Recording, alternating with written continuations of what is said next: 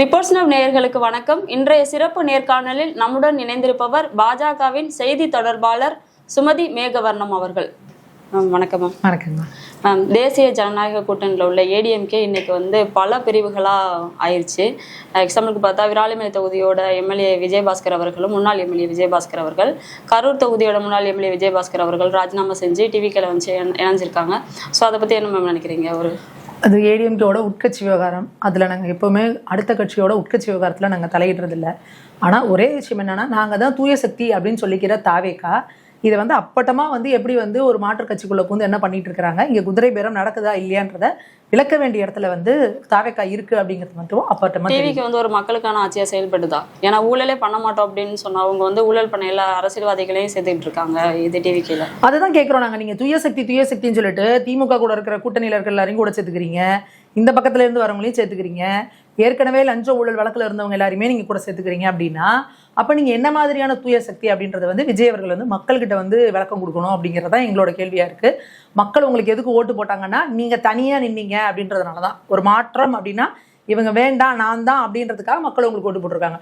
திருப்பி யாரெல்லாம் வேணான்னு மக்கள் முடிவு பண்ணாங்களோ அவங்க எல்லாரையும் உங்க கூட நீங்கள் சேர்த்துக்கிறீங்க. அப்படின்னா அப்போ நீங்கள் என்ன மாதிரியான மாற்றத்தை கொடுக்க போறீங்க, நீங்கள் இது என்ன மாதிரி தூய சக்தி அப்படின்றத மக்கள் கேட்குறாங்க. பிஜேபியே வேண்டாம் அப்படின்னு சொல்லி ஒரு ஸ்டாண்டில் டிவிகே இருந்ததுனால தான் டிஎம்கே கூட்டணியில் உள்ள கட்சி எல்லாத்தையும் டிவிகேல சேர்த்து ஆட்சி அமைச்சிருந்தாங்க. ஸோ அது நடந்து முடிஞ்சதுக்கப்புறம் இப்போ ஏன் இந்த மாதிரி ஒரு குதிரை பேர் அரசியல் பண்ணுற மாதிரி எல்லா எம்எல்ஏக்களையும் சுற்று டிவிகேல போட்டு? அதுதான் சொல்கிறேன். அது தாவேக்கா தரப்பு தான் விளக்கம் கொடுக்கணும். இதை நாங்கள் எதுவும் பேசலை. நாங்கள் எங்களோட கண்டனங்களை தெரிவிச்சுட்டு தான் இருக்கிறோம். இங்கே நடக்கிறது குதிரை பேரமா ஒட்டக பேரமா, ஒவ்வொரு நாளைக்கு ஒன்று சொல்கிறாங்க யானை பேரம். இந்த நேற்று வைகோ அவர்கள் பேசும்போது இருக்காரு பெருச்சாளி பேரம் இருக்காரு. இந்த மாதிரி அவங்கவுங்க சைஸுக்கு தகுந்த மாதிரியான பேரங்கள் நடந்துகிட்டு இருக்கு அப்படின்றது அப்பட்டமா தெரியுது. இதை விளக்க வேண்டியது தாவேக்கா தான். ஆனால் அவங்க அப்படியே முழுக்க முழுக்க புனிதர்கள் போல வேஷம் போட்டுட்டு இருக்காங்க. என்ன வேஷம் அப்படிங்கிறத மக்கள் முன்னாடி கட்டாயம் கலைஞ்சே தீரும். கடந்த தேர்தலில் பாஜக 4 தொகுதி வென்றதுல இந்த வாட்டி ஒரு தொகுதி தான் வென்றிருக்காங்க. ஸோ பாஜக தமிழ்நாட்டில் வலுவடைந்து விட்டதா? இதுல வலுவிழக்கிறது வலுவடைகிறது அதெல்லாம் கிடையாதுமா. நீங்க எப்பவுமே ஒரு விஷயத்த புரிஞ்சுக்கணும். பாஜக இங்க ஆட்சியில இல்லை. முன்னாடி நீங்க அப்படி பாத்தீங்க அப்படின்னா இங்க ஆட்சியில வலுவா முன்னாடி ஒரு முதல்வராக இருந்தவரே இன்னைக்கு அவரோட பதவி இல்லாம உட்காந்துருக்காரு, எம்எல்ஏ இல்லாம உட்காந்துருக்காரு. அப்படிங்கும்பொழுது பாஜகவுக்கு இங்க அப்படி எதுவுமே கிடையாது. இங்க என்டிஏ கூட்டணி சார்பில் எல்லாமே இது பண்ணாங்க. ஸோ இங்கே ஒரு திமுகக்கு எதிர்ப்பான ஒரு அலை ஒரு பெரிய அளவுக்கு மக்கள்கிட்ட ஒரு ஆன்டி இன்கமன்சி ஹெவியாக ஃபார்ம் ஆச்சு. ஸோ அதுக்கு நம்பிக்கையானவர்களா அப்படிங்கிறத மக்கள் எப்படி என்ன இடத்துல கால்குலேஷன் மிஸ் ஆச்சு அப்படின்றதானே ஒழிஞ்சு, மித்தபடி இங்கே பாஜக மக்கள் இது பண்ணலை, பாஜக வளரலை, வலி விழுந்துருச்சு அப்படிங்கிறதுலாம் எதுவுமே கிடையாது. பாஜகக்கான ஓட் பர்சன்டேஜ் அதே பர்சன்டேஜ் தான் இருக்குது. அதில் எந்த மாற்றமும் இல்லை. பாஜகவுக்கு ஓட்டளிக்கக்கூடிய தேசியவாதிகளும் சரி, ஆன்மீகம் போட்டுறவங்களும் சரி, எப்போவுமே வேற எங்கேயுமே போக மாட்டாங்க அப்படின்றது ரொம்ப தெளிவாக இருக்குது. இப்பயுமே நீங்கள் யோசிச்சு பார்த்தீங்கன்னா தாவேக்காவை கூட திரும்ப அதே திராவிட சித்தாந்தம் தான் பேசிக்கிட்டு இருக்கு. அப்படி இருக்கும்பொழுது இங்க தமிழ்நாட்டில் இருக்கிற தேசியவாதிகளும் ஆன்மீகவாதிகளும் பாஜகவுக்கு இன்னும் வலு சேர்ப்பாங்க. இப்போ ரீசெண்டாக கூட நிர்மல்குமார் அவர்கள் ஒரு ஸ்டேட்மெண்ட் கொடுத்துருக்காங்க. என்னன்னா டிஎம்கேவையும் ஏடிஎம்கேவையும் ஒன்று சேர்க்கறதுக்கு பாஜக பின்னாடி இருந்து குதிரை பேர் அரசியல் பண்ண வச்சிட்டு இருக்கு அப்படின்னு சொல்லிட்டு சொன்னாங்க. அது எந்த விதத்துல? நிர்மல்குமார் அவர் ஏதாவது வாய்க்கு வந்ததை உளறிட்டு இருப்பாங்க. எங்க டிஎம்கே ஏடிஎம்கே சேர்க்கறதுக்கு பாஜக எப்படிங்க அதுக்கு ஒரு ரீசன்னால தான் விஜயபாஸ்கர் அவர்கள் ராஜினாமா செஞ்ச அப்படின்னு சொல்லிட்டு சொல்லியிருந்தாரு. நான் பாஜகவுக்கு அதுல என்ன ரூல் இருக்கு? இதை முதல்ல சொன்னது கம்யூனிஸ்டுகளும் சரி, விசிகாவில் பேசினப்பையும் கூட பாஜகவை பற்றி அவங்க சொல்லவே இல்லையே. இந்த மாதிரி ஒரு இது அவங்களுக்குள்ள போயிட்டு இருக்குங்கிறத திருமாவளவன் அவர்கள் ஒரு பிரஸ் மீட் கொடுக்குறாரு. அதுக்கப்புறம் கம்யூனிஸ்டுகளையும் பேசினாங்க, ஐயுஎம்எல் தலைவரும் பேசினாரு. யாருமே பாஜக பேரை சொல்ல கிடையாது. அப்படி நிர்மல்குமார் சொல்லியிருந்தாருன்னா நிர்மல்குமார் அவர்களுக்கு கடுமையான கண்டனத்தை தெரிவிச்சுக்கிறோம்.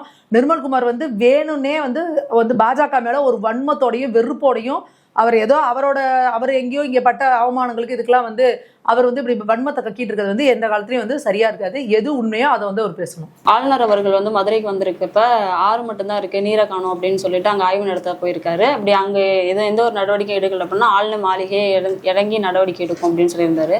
ஆய்வு செஞ்சிருந்தாரு. தமிழகத்தில் அவர் ஆய்வு செய்யறது கரெக்டா?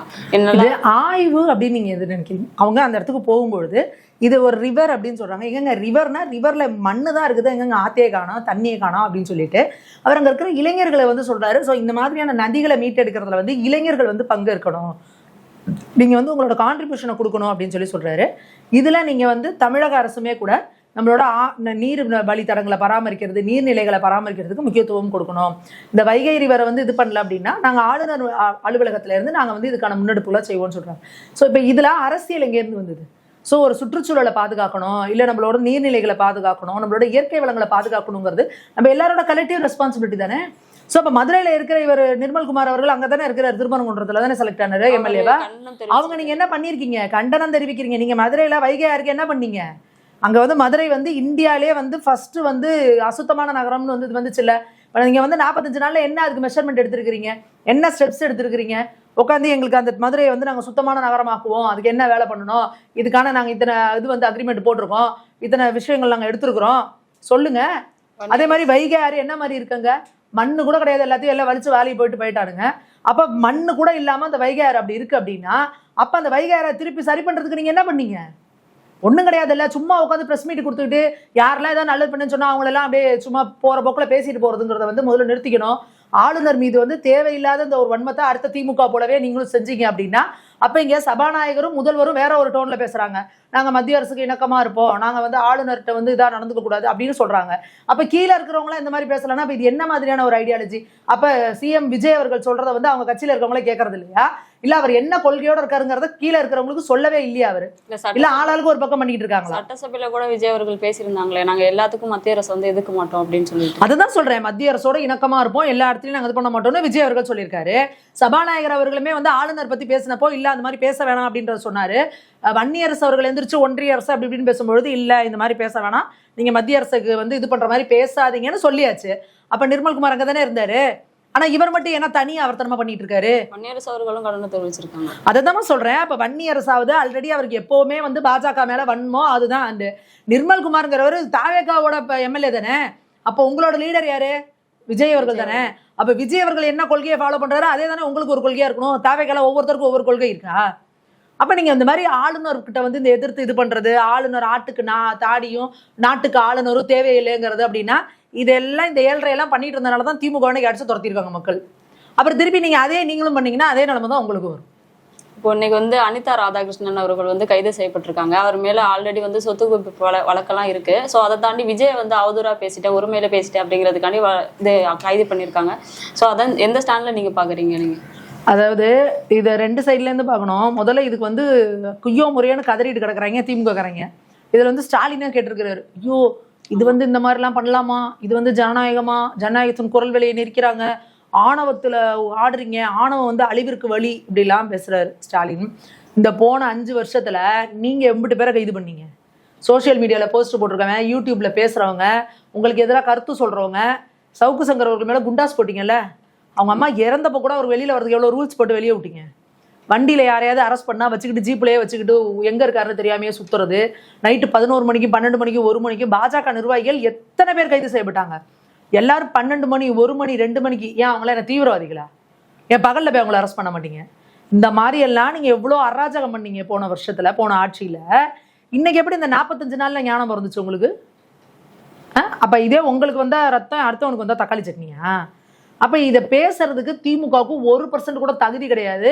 இன்னைக்கு திமுக எல்லாரும் என்ன கதறாங்கன்னு பாத்தீங்கன்னா, கொத்தூசலா தலைவரே நீங்க போன தடவை விஜயை கைது பண்ணிருக்கணும் தலைவரே, 41 பேரை கொன்னால தலைவரே கரூர்ல, அப்ப அவனை கொண்டிருக்கணும் தலைவரே, நீங்க நாகரிக அரசியல் பண்ணிட்டீங்க தலைவர். ஐயோ நாகரிக அரசியல்னா என்னன்னு தெரியுமா திமுகவுக்கு? திமுக வந்து நாகரிக அரசியல் பண்ணிட்டாங்களாம், அதனால இன்னைக்கு வந்து இப்படி இருக்காங்களாம். ஆனா தாவேகாவுக்கு நாகரிகம் தெரியலையா, இந்த கொத்தூசுக்கு வந்து நாகரிகத்தை பத்தி சொல்லி கொடுத்துட்டு இருக்காங்க.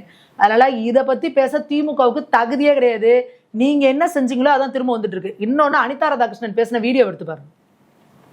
நீங்க அவர் முதல்வர், உங்களுக்கு பிடிக்கல, அவர் மக்களால் தேர்ந்தெடுக்கப்பட்ட ஒரு பிரதிநிதி, இன்னைக்கு தமிழ்நாட்டோட சிஎம் அவரு. நீங்க அவரை போயிட்டு இந்த மாதிரி வாய்க்கு வந்ததெல்லாம் பேசுறது, அவரோட பர்சனல் லைஃப் எடுத்து பேசுறது, இதெல்லாம் நீங்க பேசுவீங்க. அப்போ உங்களை என்ன கைது பண்ணாம உங்களுக்கு பாத பூஜை பண்ணுவீங்களா? இதை போன ஆட்சியில ஸ்ரீஎம் அந்த மாதிரி ஸ்டாலின் அவர்ல முன்னாடி இருந்தாரு, அவர் இது மாதிரிலாம் பேசி விட்டுருப்பீங்களா நீங்க? என்ன உங்களுக்கு வந்தா ஒரு இது அடுத்து அதே மாதிரி அந்த குளத்தூர்ல போயிட்டு இந்த கேடுகட்ட மக்கள்லாம் ஓட்டு போடல, உங்களுக்கு ஓட்டு போட்டா அப்படியே மக்கள் தாய்க்குளமே பேய்க்குளமேங்கிறது, ஓட்டு போடல அப்படின்னா கேடுகட்ட மக்களை. யார் இதை சொன்னது? ஒரு அனிதா ராதாகிருஷ்ணன் தான். இப்ப என்ன திமிரு உங்களுக்கு, ஆணவம் யாருக்கு? இப்போ மேடை ஏறி ஒரு மேடையில பேசுறதுக்குன்னு மேடை நாகரிகம்னு ஒண்ணு இருக்கா இல்லையா? அரசியல் நாகரிகம்னு ஒண்ணு இருக்கா இல்லையா? வாய்க்கிலேயே இதை மட்டும் சொல்லிக்கிட்டு இருக்கிறீங்க ஒழிஞ்சு, எப்ப இந்த திமுக தமிழ்நாடு அரசியலுக்குள்ள நுழைஞ்சிச்சோ 1949 கட்சி ஆரம்பிச்சாங்க, அன்னைக்கு பிடிச்சிச்சு ராகு காலம் தமிழ்நாட்டுக்கு. இப்ப வரைக்கும் விளங்க மாட்டேங்குது தமிழ்நாடு. இப்ப வரைக்கும் ஒரு அரசியல் நாகரிகம்னா என்ன, எதிர்கட்சியில இருக்கிறவங்க நாகரிகமா பேசணும், அரசியல்ல இருக்க பெண்களை மரியாதையா கண்ணியமா நடத்தணும், இந்த ஒரு கிரகமும் அவங்களுக்கு தெரியாது.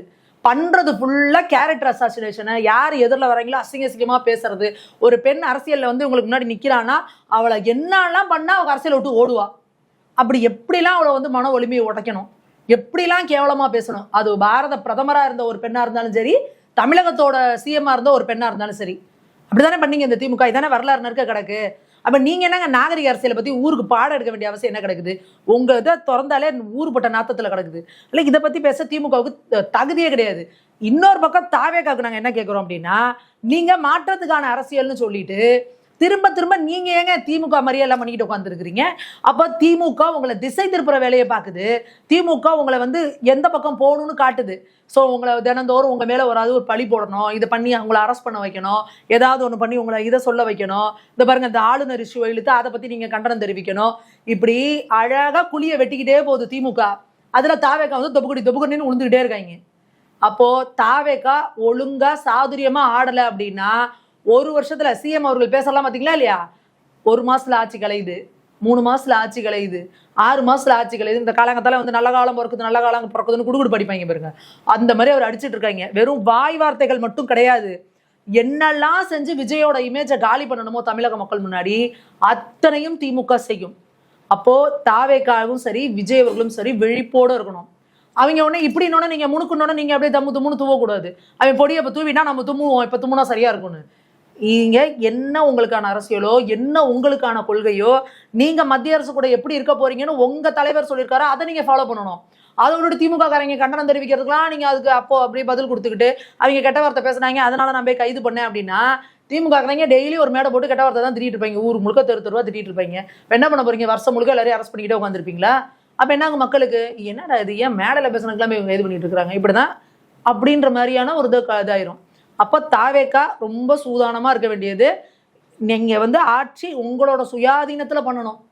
திமுக உங்களை கம்பல் பண்ணி கம்பல்ஷன்ல வந்து உங்களை ஒரு ஆக்ஷன் பண்ற அளவுக்கு தாவேக்கா இருக்கக்கூடாது. திமுக எந்த அளவுக்கு எல்லைக்கு போவாங்க, எந்த எக்ஸ்ட்ரீமுக்கு, எப்படி இந்த செஸ் விளையாடுறப்ப சொல்லுவாங்கல்ல, நான் இந்த காயினை நவுத்துறேன்னா 10வது மூணு என்ன பண்ணுவேன்றதை நான் கெஸ் பண்ணிடுவாங்க பாரு, அந்த மாதிரி இருக்கிறவங்க திமுக காரங்க. இதை நான் சொன்னா அடுத்து இவன் இப்படி ரியாக்ட் பண்ணுவான், அடுத்து இது இப்படி நடக்கும், அதுக்கு இவன் இப்படி பண்ணுவாங்கிற அளவுக்கு பிளான் பண்ணி பண்ணுவாங்க.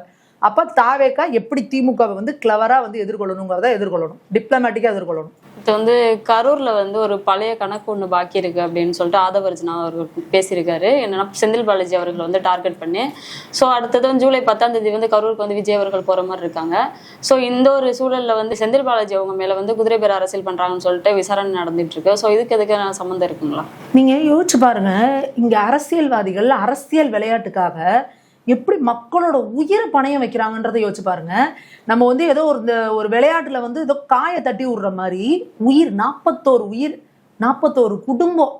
யோசிச்சு பாருங்க, ஒரு வீட்டுல அப்பாவோ அம்மாவோ செத்து போனா அந்த குடும்பம் என்னத்துக்கு நிலைமைக்கு ஆகும்? அந்த வீட்டுல ஒரு குழந்தை இறந்து போச்சுன்னா அவங்களோட நிலைமையை வச்சு பாருங்க. இவங்க என்ன சொல்றாங்க அப்படின்னா, இவங்க டிவிகே தரப்புல என்ன சொல்றாங்க, இங்க திமுகவும் செந்தில் பாலாஜி அவர்களும் சேர்ந்து செய்த சதியாலதான் இத்தனை உயிர் போச்சுங்கிறாங்க. அதே திமுக சைட்ல என்ன சொல்றாங்க, விஜய் அவர்களால தான் இது நடந்துச்சு அப்படிங்கிறாங்க.